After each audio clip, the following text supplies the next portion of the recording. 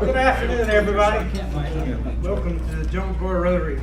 It's a little hot outside. Glad we're in here. So, we'll start off with Jeff Morris and give our invocation. We're going to start off with a Rotary prayer. Open our eyes that we may see, open our ears that we may hear, touch our hearts that we may love, clear our minds that we may think, strengthen our hands that we may work. Amen. With a musical background. All right. Rampton Lewis and that. We're just about towards the end of our member moments, and the ones that we have left are all on the leave or will be out for a while, so we're not going to have any of those for a week or two. A couple of things that I've got is don't forget on the 18th of August, the district governor is going to be here. And that'll be our first of our food drive. The fourth? Yeah. Yeah, we're going to have one, we'll have a board meeting next Thursday, 4th. And then we're going to have one before, correct. Yeah, so we're going to have two to 3 weeks. David, you want to talk about the 18th? You can. Okay. Well, go ahead. One of the things you're going to hear from the district governor, as David has already mentioned, is his rush program, Rotary United with Stop Hunger. And we had discussed some time ago that we would try to do something in conjunction with the district governor. And since he's coming on the 18th, and since we're so involved with COC, the COC has asked us from 9 to 10 in the morning to get 10 or 15 volunteers to help them pack up about 300 backpack foul bags. And then we'll meet with the district governor at 11 o'clock. And John will try to come down. I've got to send him an email, but I think he will come down to help us with a couple other people that are on the committee for Rush. So maybe this isn't the time to talk about a sign up, but within the next week or two, we'll have to send a note around. And we really do need to have at least 10 and hopefully 15. And they've got this down to a science, and Kevin knows the sequence of how the bags are put together. But you can put them together quickly once you have everybody in the station and ready to go. So we'll talk more about that later. But the district governor was really impressed with what we're doing. Sanford collected about 250 pounds of food on Tuesday, and the overflowing 55-gallon drum that they have. And so he was impressed with that. And then when we talked about doing the backpack balance, this is exactly what we're trying to get done in the district. Thanks, Ray. Larry, do you need any donations for backpack pals? I mean, Yeah, they will. They're coming up with a list of what they want to put in, and I'll get a copy of that from Teresa probably next week, because they're having an organizational meeting next week, and then in fact when we collect, we ought to really collect that day for backpack pals. So you heard that. Sample up collecting 250 pounds. I expect 300. Good. yes, sir. I'm not competitive at all. Are you saying Can't get it yet. Oh, awesome. I just bought like 12 cases of Good. food that I was going to donate. Good. Can't wait to bring it in. Yes, When can I sir. bring it? The 18th. Sounds good. Right. There's 300 pounds. There you go. I love this club. Okay. The baseball game is still on the 7th. We've already sent some tickets in, but there will still be some available. If you change your mind and decide you want to come out and watch some baseball with us.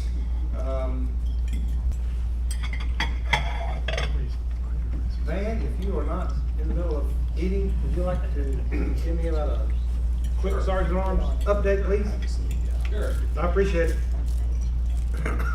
Okay. Today we have a very special guest.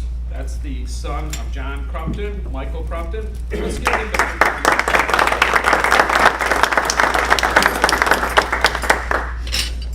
Okay. Okay, that's about everything I've got. I'm here to go by. Does anybody have any announcements to come before the club at this time? Yeah, I'd like to make one. Ron? The Stevens Center, one of our great local organizations, has their annual golf tournament August the 9th out at the Tobacco Road. That's Tuesday, August the 9th. And they still got some slots open morning and afternoon. They got an 8 o'clock start and 11 and a 1 o'clock. So please, you can sign up, just contact the Stevens Center, get a team out there and support the Stevens Center. It's one of our big fundraisers. Appreciate it. Ron, thank you so much. How about any other announcements? Chris? Yes, sir. Yes, sir.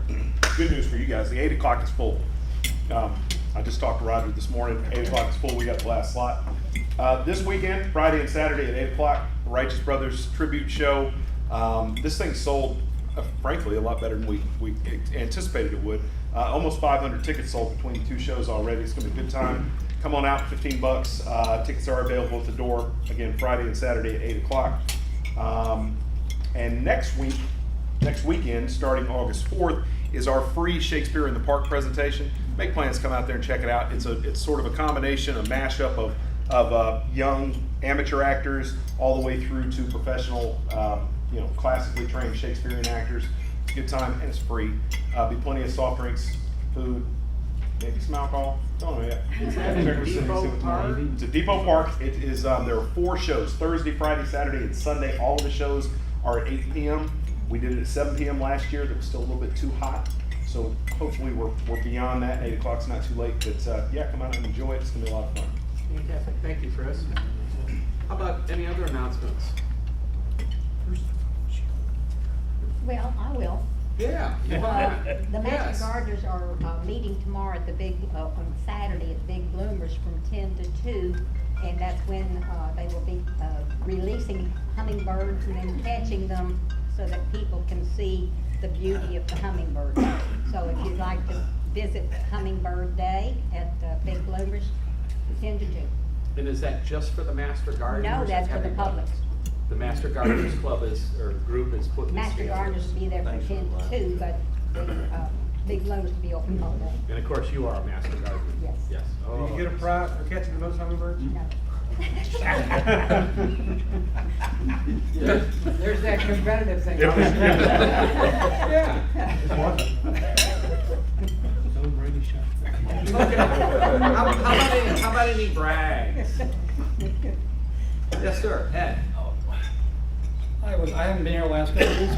Our 3 grandkids were here from California and Nebraska, and last week we were at the beach for my wife's family reunion. There were over 40 of us in one house. The youngest was 2 weeks old, and the oldest was my wife and myself. My wife's the oldest of her family, so I just wanted to, we had a great time. They had us at the beach. Is everybody still talking? Thank you, Ed. Who did the dishes? Yes, sir, Richard. Well, today is our 43rd anniversary. Whoa. I did verify it with her this morning, so we both stay the same here. You mean you couldn't bring her to lunch? I would have thought there'd been another 42 behind this. No? No. All right.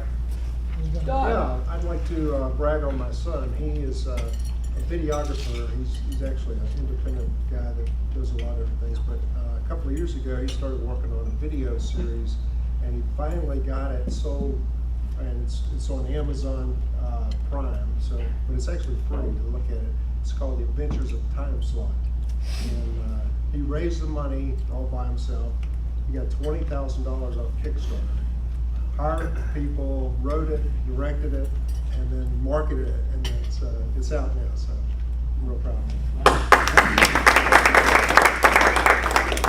Terry McMillan, what you got, brother? I have to get in front of the camera. Well, I have probably one of the biggest brag it is. Went to family reunion up in Fairfax, Virginia, and 19 sets of twins. Everyone know I'm a twin. So we had 19 sets of twins. Oh, 19 sets. 19 sets. 19 sets. 19 sets. Way to go, Terry. I'm gonna brag. I think I mentioned it last week, but Actually, it was this week on Monday. My wife and I celebrated our 29th anniversary. And as we were coming back from Gatlinburg, we spent the weekend in Gatlinburg with our friends. I thought it'd be a great thing to do on our honeymoon would be to stop off at Maggie Valley and go through the Wheels Through Time Museum, 39,000 square feet of two-wheeled wonders. But we got up to that exit, my wife said, you can just keep on going. That one will stay in your bucket list. It's our anniversary. You might think that's a great anniversary trip, but not me. Take me home. So I didn't get to go through that. I still got it on my list, but next time I go to Maggie Valley, I'm going to that museum. She would have liked it, actually. We went a week ago. Did you really? Yeah. It's pretty, It's terrific. 39,000 square feet, It's- right? There are more motorcycles there than, from 1900. Being in Maggie Valley, you're almost in heaven, but then going there, that would Yeah. put me pretty close to it, let me tell you. Thank you. Was it $18 to get in or something? Well, what a deal. Okay, anybody else got anything they want to brag on today? No? Any other announcements come before the club at this time? Back to you, President David. Thank you, Dan. I was just wondering if everybody this week did the homework and tried to figure out the X and Y axis.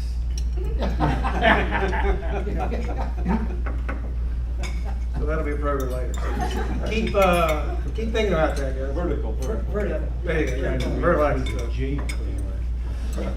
All right, I'm gonna turn over to Doug. Thank you, President David. It's my pleasure to introduce our speaker today. We have Senator Ron Rabin joining us. He was born in Rochester, New York. He was all city in basketball for his last 2 years in high school. So he went to Southern Miss on a basketball scholarship, and he also got involved in ROTC. He got out of Southern Miss as a second lieutenant, spent 24 years, and I spent a lot of time reading about him because his military career is amazing. Hopefully he'll talk a little bit about that. While he was in the Army, he was in Special Forces. He has a Silver Star, 4 Legions of Merit, 3 Bronze Stars, and 4 Air Medals. Just an amazing career. When he got out in 1980, he went as a consultant, became a consultant in the aerospace and defense industry. He's married to Mona. They have 3 children and 9 grandchildren. He served us in the state senate since 2012, so please welcome Ron.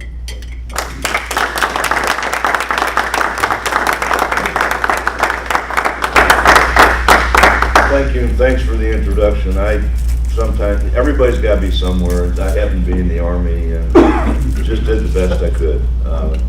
I can't say I didn't love it. Right now, it's my honor and privilege to represent you in the General Assembly. I appreciate your support, and anytime you think I'm doing a bad job, everybody knows my door's always open. People have been there. I look down the hall, and when I see you coming, if you got a smile on your face, I leave the door open. Otherwise, I hide behind my desk.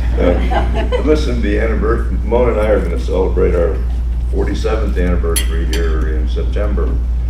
And I got to thinking about my first anniversary. I was working in the Pentagon then. That's part of the Army career. And when you work there, pressures can get kind of heavy. So you're focused and you just, it's hard to explain, but when I got home, I walked in the door and we lived in a 3-floor townhouse then when we were renting.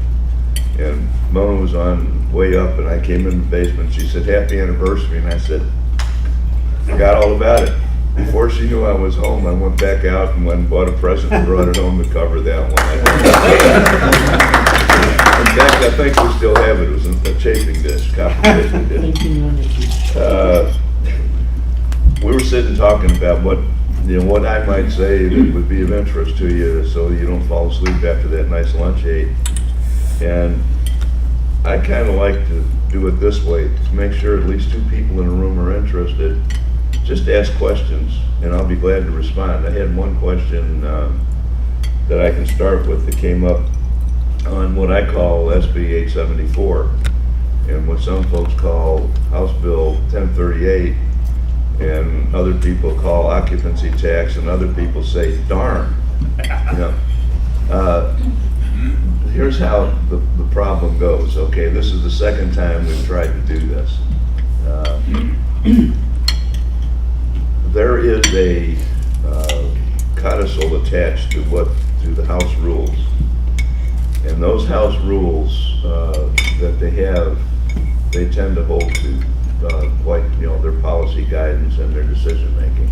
I don't think that that's necessarily a great idea. Policy is there as a guideline, but not as a dictum, okay? Anyhow, that rule says, and they got it from the Tourism Association, which, how many people here think they're not in a special interest group? Okay, the tourist, good, because you are, I know, probably in more than you know, but the special interest group that put this policy together is the Tourism Association. They presented it in 1997 to the House, and the House adopted it as their policy for saying yay or nay to bills of this that deal with occupancy tax and tourism. So the first time we tried it with one bill, and I collaborated with Representative Salmon and Representative Reeves on this, trying to get something done that I thought made sense for economic development. The first go around, we got the bill in at the last minute. It was locked and loaded and ready to go, and even with the codicil that said that a third of the dollars or a third of the revenues would go to the Tennessee Wicker Center, because that is the focus of the tourism business here, trying to grow around it. There's a rule that says when a bill is going to get passed, it takes 3 readings in both the House and in the Senate. And without the 3 readings, it can't happen. It went through the Senate, I put it through there with the 3 readings, got over to the House, and it got caught in the time warp and just never got out, which put us into the second iteration that just recently failed. Same process, same problems. This time though, with House Bill 1038 was really a omnibus bill. It had a bunch of occupancy tax issues in there. 874, which is the Senate bill that I put in to get this done, streamed through the Senate with no problem and got over the House rules where they put bills of this ilk, bills that are pending going on the floor. Then at the end of toward the end of the session, leadership, and you have to kind of pay attention. The only way I can generate power for y'all when I speak and do stuff in Raleigh is by occasionally you have to play the game, okay? Leadership decided to put together another omnibus bill called 1038, and it was a similar bill to the one that failed the first year that we tried. That gave me 2 chances, so I said, okay, you can include that. Now we got 2 chances. I had 874 already in the rules committee at the House, and with 1038 going through, again, we got that one through and over, and it got to be contentious over this special interest driven issue that I find great fault with. To pause for a minute, because it came up as strong as it did, we're going to have a conference committee, I'm pretty sure, to resolve this thing so that both the House and the Senate are under the same sort of guidelines. Anyhow, 1038 ended up eating up a bunch of time. As soon as it failed, I got 874 reactivated, and I got it through the Finance Committee of the House, which is the governing body for this kind of thing. It was ready to go on the floor, and we ran into that 2 readings, and it can't happen in one day. When I first started on representing folks and doing what we're doing now. I said, they told me don't make any promises. Okay, so I always make 3. Number 1 is I'll always listen. Number 2 is I'll always try. And the third one is I can never guarantee results. I'm optimistic that we will get it passed in the long session, given that the same actors are involved and they resolve this issue between the House and the Senate. But that's what happened. It may be a little, it's just the way the world it functions more than anything else. It was not a real problem in the sense that everybody wanted to do it. It was a problem for the House, and it's much harder to herd 120 kittens than it is to herd. So it's more procedural than it is. It got caught up in 2 procedural. Well, one issue procedural was the policy that we had to fight through, that we finally got through with the bill that I put in. But then we ran into that same procedural issue on numbers of days of readings before a bill can be put forward. That's basically what happened. Nobody's really happy with it that was involved, but Senator Brown, who's the majority leader in the Senate, had a bill going for the 3rd time, and he's still trying. And it has the same basic issue. The issue comes up on whether or not all of the occupancy tax dollars goes to the tourism authority to spend as they want, or if you can put something in that says something ought to be given to the Dennis A. Wicker Center. And quite frankly, that's how I could get involved. I'm playing in 2 different, for me to be involved working on that, just it had to be in there somehow, and it was in 874 and it was in 1038, and I think we'll get over that hurdle. But that's that story. Hopefully it was interesting. Now, if I got any questions on any other silly stuff we do. Well, it comes back up in a long session, so what do you expect it sometime this year? What I'm going to do during the interim, and I'll make the assumption that I'll get reelected, because otherwise I won't be there to push it. My staff will work on cleaning it up and getting it ready to go so that the first day we can file a bill, it'll get filed again. That'll put it at the front end of the long session business. There's going to be significant changes in Senate leadership this year based on retirements. I know I'll be able to get it out and get it over to the House. And the study committee that I talked about, or they'll put together a select committee, somebody to look at what's the policy going to be. One way or another, I'm confident it'll work out, but like I said, I can't promise 100%. Nothing is that sure. Okay? Yes, sir. Is there HB2? Is there likely a tipping point to where reported loss of revenues to North Carolina NBA All-Star Game? I mean, is there going to be?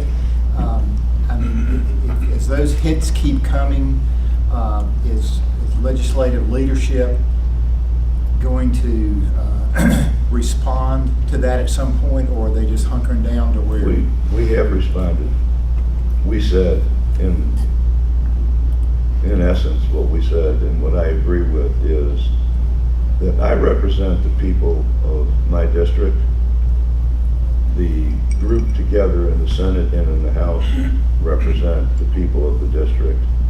And the data overwhelmingly suggests that the people want HB2 the way it is to protect women and children from sexual predators in bathrooms and all the other nonsense, okay? The way I answered it, I was asked this up at the RNC convention. It happened to break during the convention. And I answered the question similar to what I'm going to say right now. Because I hold dear the trust that you placed in me, and because in this district, most people want HB2 to stay like it is on that bathroom issue, then why in the world would anyone consider having economic interest, special interest, and everybody else telling me how to vote when I'm trying to represent you, not them? That's the way it is, and that's sort of the feeling in the Senate. This would not have occurred had not Charlotte overstepped its authority to create the law that they did that we had to respond to. People kind of forget what got us to where we are. Charlotte put out something that would have made it so that, I don't know how else to put it, if you're in a restaurant, I can walk in. You want that? You know, it's just, and we have ample evidence to suggest that sexual predators take advantage of the transgender issue, which is a word that's not even in the bill, by the way, but they do take advantage of that. And we've got videotapes, 7 or 8 of them I sent out to my reading of my list of folks who get my weekly report, our monthly report. So I don't see any way that we're going to change our position. I'm not sure that the economic part of it is going to hold. In fact, most of the folks who got involved because they jumped off the deep end making these comments before they realized what was going to happen would like to find a way that they would like to back off. But Charlotte created, all this bill does, folks, is put things back where they were before Charlotte overstepped their authority. And they were pushed by, was it HRC, Human Rights. They got money from outside that pushed them into doing this. It was a purposive act on their part to create a problem that didn't exist. I think the way I look at it also is that when we let economic interests warp our values, we're making a bad decision. We have too much warping of our values and changing of our values now. Too many outside pressures from the secular progressives are pushing us in directions that we don't need to be. This happens to be one of them, in my opinion. I lay that out for you. You know, I'll be up for re-election. If you want me to go back and get 874 passed, good. If you want me, if you're mad at me about HB2, that's the way it is. I can't make. One of the other promises I made is there's really 4 of them. No matter which button I press, red or green, everybody's not going to be happy. I can only do the best I can. But on this issue of values and moral consequences, I can't see any reason to back off. You know. So what you're saying is because Charlotte passed their law, the city council, Yeah. they jeopardized our restroom behavior here in Sanford. Yes, absolutely, because it would have been, once it was in position there, it would have spread like wildfire. Because it was an ordinance for Charlotte, and you can bet it would have happened here. And by the way, private companies can do what they want. It's only in the public arena that these laws function. So yeah, that's basically what it is. We know that others, the intel world says that as soon as they did it, Greensboro and other places, we're going to do the same thing. And if there's consternation about it, remember, in between now and when that happened, Obama came out with this idea on Title IX and making everything open and saying LeBron James could go play in the WBA if he wanted to because he felt like a woman that day. And everybody objected to it. It's basically the same thing. Just get away with it. Yes, sir. I guess I'm still trying to figure out what you accomplished when you've got a law that can't be enforced. In fact, it's against the law for someone to go in a restroom and a child molester or anything else now. I just haven't figured out. All I've heard is the negative industry comments as to how we've tarnished our brand. But I haven't figured out what the benefit was.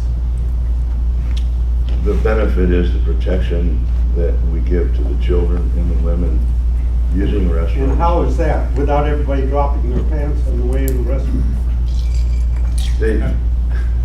How do you enforce it? It's only enforced by complaint. That's true. Okay, but I'm not too sure that the economics of this thing aren't overrated also. I do not believe that the ACC, for example, is not going to play basketball here anymore, or have a tournament here. I don't believe that. I believe that because we made the stand that we made, it's just going to go away. It's not really an issue now because it's back to where it was before the law was passed. And there were other stuff in there that were there so that in other venues, in other areas, the same thing wouldn't be done by cities or municipalities that didn't have the authority to do that. It's just one of those things that happened. But What was the reason for Charlotte to do that?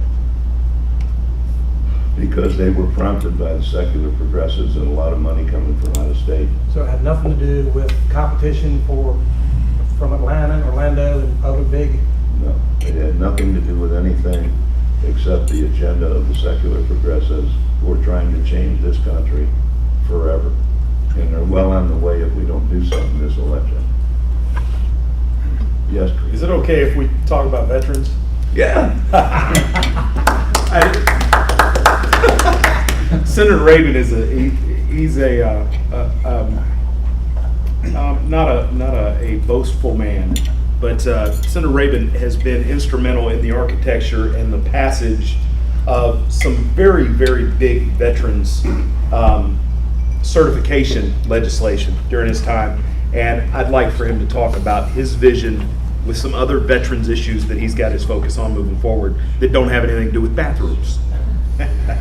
Okay.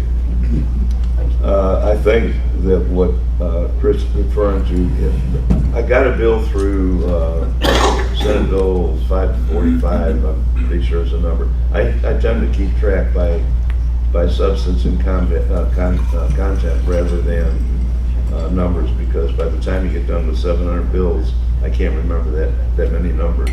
Okay? But the bill that he's referring to, we talk about ourselves as being the most military-friendly state in the United States, and we want to keep veterans here when they get out because they tend to make good citizens.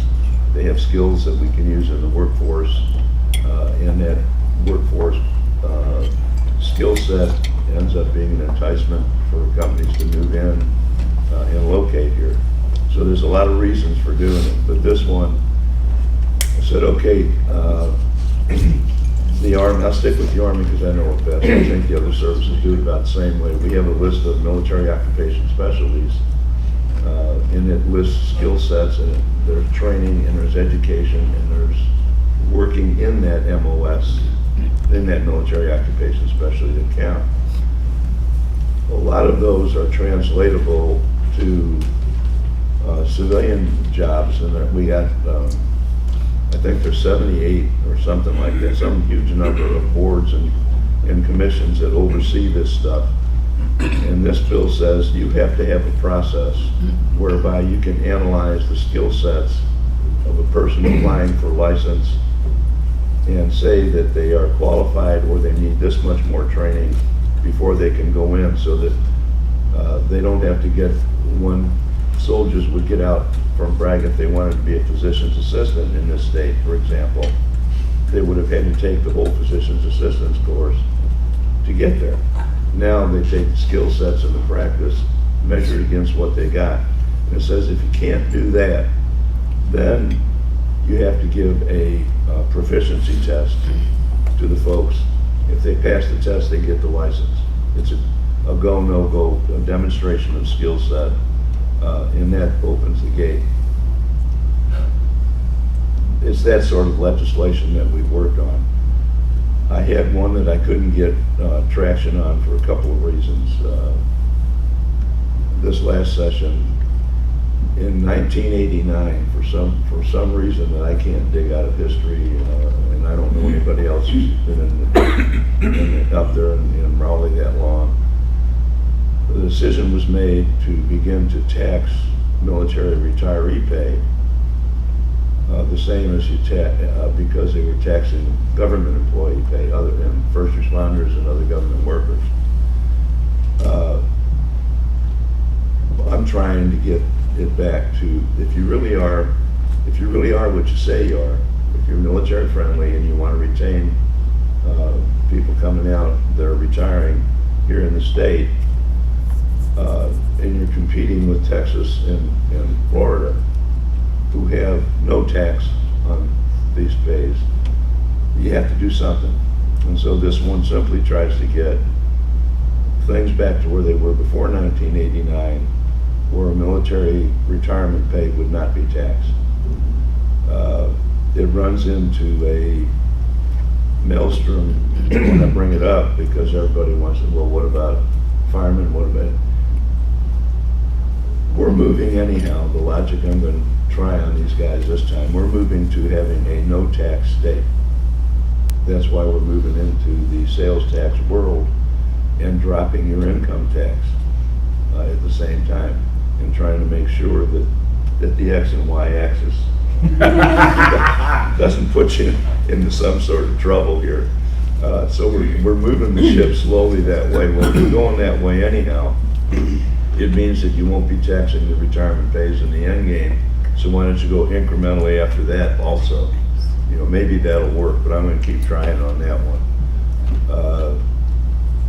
That's, you know, we have, by the way, put, the nearest I can tell, and it's not work that I do by myself, I'm part of the team up there. The Senate works very, very, very closely together. If a bill goes on the Senate floor with the kind of majorities that the Republicans, that the conservatives have right now, it's going to pass if we let it out there. And that's because we discuss it in detail in committee, we discuss it in detail in caucus, and we know that it fits our general policy of jobs, economy, education, all of that, that it fits that model that we're trying to follow. So about $3 billion have been put into y'all's pockets across the state that can be spent on something you want rather than something the government wants. And you know, the corporate and the personal income tax have come down considerably, without doubt. The way I see it, in order for us to get, well, we're getting well. Financially and fiscally, the state's in good order right now. For the first time in a long time, we've got over $1 billion in a rainy day fund in case there's some hurricane hits or something like that. When the conservatives took over, there was a deficit. We were in the red on that. We had to borrow money. What the policy that they have used is lower taxes, control spending, reduce regulations. Those things tend to create a business-friendly environment so that businesses can operate more effectively and efficiently, and people have more of their own money to spend. The other part of it, the other three parts are: make sure your education is producing good students with good skills and quality. You have to have an infrastructure to move your goods and services around, and you have to have security. Now, we don't have enough money, I don't think anybody does, except when the federal government borrows money to have horizontal priorities. You can't pay for everything. So we have incrementally tried to fix all of those parts and get them all into the same world. I'm not sure that we never spend enough on education, and we never spend enough on other things, but we're spending what is prudent to get there from here. When the new set of teacher raises go into effect, a year hence, teacher salaries will have gone up 20% in this state since we took over in 2012. That's right. That's because they're down so far. There's a lot of room to go up. We did as much as we could this time on COLA and retirement pay and things like that. I'm sure that the balance will start coming back. We have gone to #1 regionally and are highly competitive regionally. In the teacher salary world, we have become #1 regionally in economic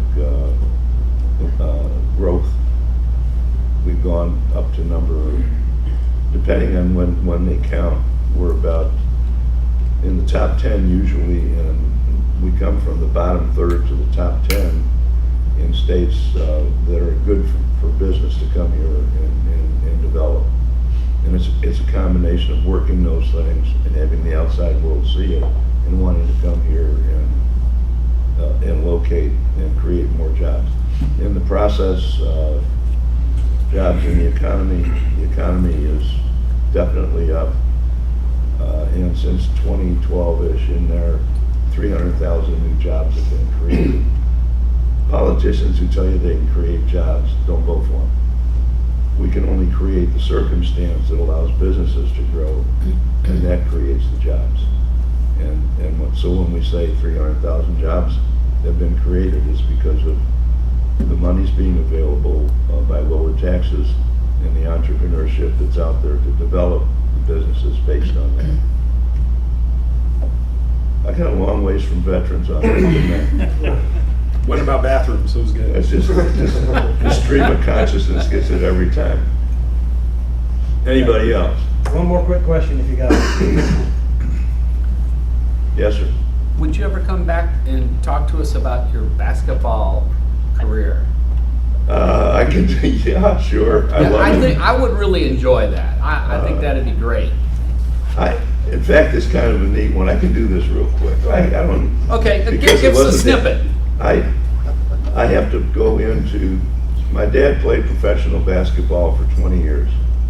And so I grew up, I mean, I can talk about old-timey basketball forever, okay? I can talk about, well, do you remember in 1950, the year I got out of high school, I was 8 when I graduated high school. The one team alone will win the NIT and the NCAA in 1 year, and that's City College in New York, okay? And because of the size of my ego at the time, all right, that's where I had to go. Now somehow, you know, things tend to come together. Serendipity is much better than plan, okay? So my dad, when he was playing, happened to play basketball against a guy named Nat Holman, who was part of the original Celtics that most of you probably have never heard of. But that's way back in the, but anyhow, he knew the coach. Coach said, yeah, send him up there. And Mona hates it when I tell the story. And I'll tell it just like kids. I love it. Decisions are something else. I went up there and I could always find the gym, but I could never find the classroom. It boggled my mind just finding a classroom. So after a year, I flunked out, and it gets back to my Army, being an ROTC graduate. I can remember to this day, and I can see the face of the ROTC leader there telling me how dumb I was to flunk out and I would never get back in the ROTC program again. But you gotta remember, this is before computers, okay? So anyhow, they couldn't keep track of me. So now I'm at home and I was painting, I had a job working for the city painting crosswalks and center lines and stuff. And a car pulled up next to me, a person who had been a year ahead of me in high school. He said, hey Ron, what are you doing? And I gave him a much smarter, much more wise guy answer. I said, I'm painting streets, you know. And he said, well, and I'm waiting to get drafted, as a matter of fact. And I said, he said, why don't you come down to Alabama? We need basketball players down there. And I said, well, no, I'm pushing. I said, when are you leaving? He said, Wednesday at 8 in the morning. I said, I'll be packed and ready. And folks, your lives spin on this kind of thing. Yeah. The point of a needle is your balance. Just like that, I went down to Alabama, I played freshman basketball again because they didn't have computers to keep up with me. And this time I didn't have so much trouble with the books, but I went home for the summer and worked for my dad. He had a bar, what you really have to do when you're like that. He had a bar in Miami, that tenant bar, you know, all that. I got back and lo and behold, after that freshman year in Alabama where I I was the leading scorer on the freshman team. I played pretty good down there. So I come back and they had a new coach who brought 6 guys with him. And I said, wait a minute, you got 6 of them, you got 8 guys left from last year's varsity, and you got 15 red shirts. That's a lot to get through. And again, one of the guys who was redshirt was a friend of mine, and he said, Ron, I know the coach over at Southern Miss.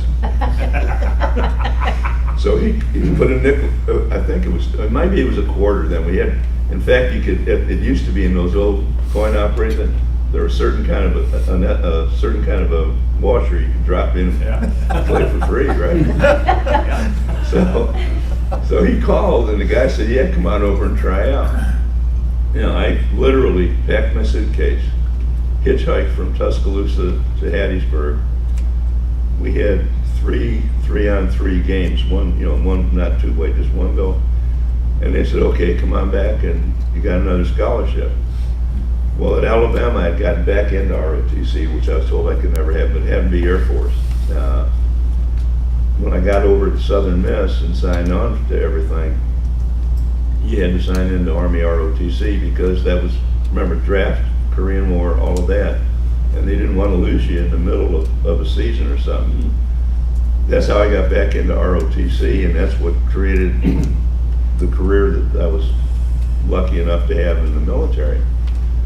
But anyhow, I finished up at Southern, sort of mediocrity prevailed, but it was still, I loved to play. I played basketball until I realized I was going blind in this eye, and I was 50 years old. I played in the plant league in Texas and all of that kind of stuff. I tell people I know a lot about basketball, a little bit, and a lot about the Army. The rest of the stuff I sort of make it up as I go along. And I did make a barnstorming trip. You know, the House of David kind of guys? I joined up with a group like that for a while, made a trip down to Mexico. I got 5 more minutes. It's really down in Mexico, we played, we went down fairly deep, down into Old Monterey. And we played this team 2 nights in a row. And we beat them pretty bad. The first night, after the first night, they said, would you guys kind of hold it down a little bit? And then some guy jumped on my back and I shrugged my shoulders and he hit the ground kind of hard. And well, anyhow, at the end of the second game, they brought us 2, remember the old paper bags of peck size, I think were 10 or 15 pounds, with pesos.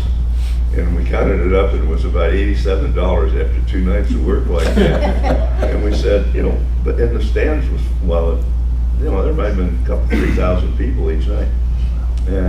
And the words that we got were kind of like, you came in the country and didn't tell anybody you were going to earn money here and go to work. So if you don't like this, how would you like to go to a Mexican jail? We said, no, thank you. Thanks, folks.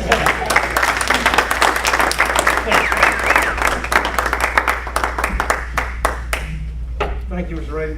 Appreciate it. You know, Let me ask if one. you really want to play Folks, basketball, go ahead. I do send out a letter every month. If you want to be on that list to get the newsletter, just, I'll leave some of my cards here. Just let the office know and you'll be added to it. No problem, okay? Thank you. I'm sorry, go ahead. That's right, you know, up until 2012, you could come down here and play basketball and not go to class. If I could, my bucket list would be one more basketball game. Thank you for coming today. I enjoyed And it. in your Thanks honor, for we'll having give me. a donation to Polio Plus. Thank you so Thank much. you. All right. Would you mind drawing for me? Kimmy said it's gotta be her. No, me. 0096. Oh. Yeah. $62 today, so he gets 30 Had a more. good month. Absolutely. Yeah. You notice, you see, he's on the long one. Just saying. I did.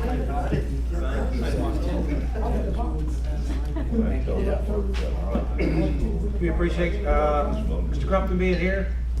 He's no longer. Anything else for the good of Rotary? Stand up and say the four-way test. Kevin? Four-way test. First, is it the truth? Is it fair to all concerned? Will it build goodwill in their friendships? Will it be beneficial to all concerned? I pledge allegiance to the flag of the United States of America and to the republic for which it stands, one nation, under God, indivisible, with liberty and justice for all. 19 sets of twins? Would that be a confusing group?